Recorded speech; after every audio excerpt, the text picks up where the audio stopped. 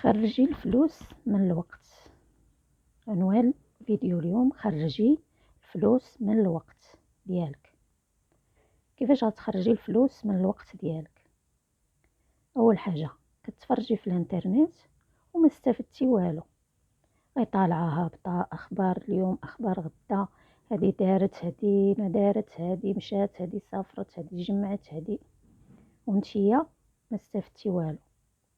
كنتمنى تخرجي الفلوس من هذا الوقت اللي كيضيع لك.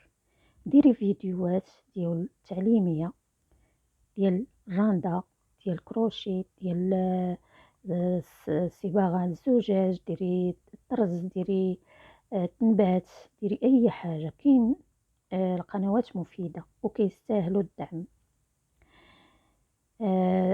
مني غتبداي مع الاخت اللي كدير هذا العمل هذا، غادي تبداي معها من الاول ويكون عندك صبر.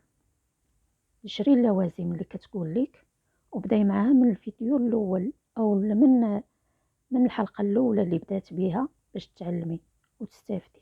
ما تبدايش من النص ولا تقولي انا عرفت ولا لا، بداي من الاول. اي حاجه استفدتيها طبقيها. تعلمتي الراندا، ديري واحد جلي لي بال بنتك وديريها بداك القواعد ديالها، ولو غير سليته هكا هابطه خفيفه ولا شي حاجه. المهم غتحسي بالانجاز بانك درتي شي حاجه، خرجتي الفلوس من الوقت ديالك. هذيك جليليبه غيشوفوها الناس، غيقول لك صايبي لينا بحالها لبنتنا. ثانيا ديري مشروع صغير. الا ما كانش عندك مع التعلام وهذا، ديري مشروع صغير.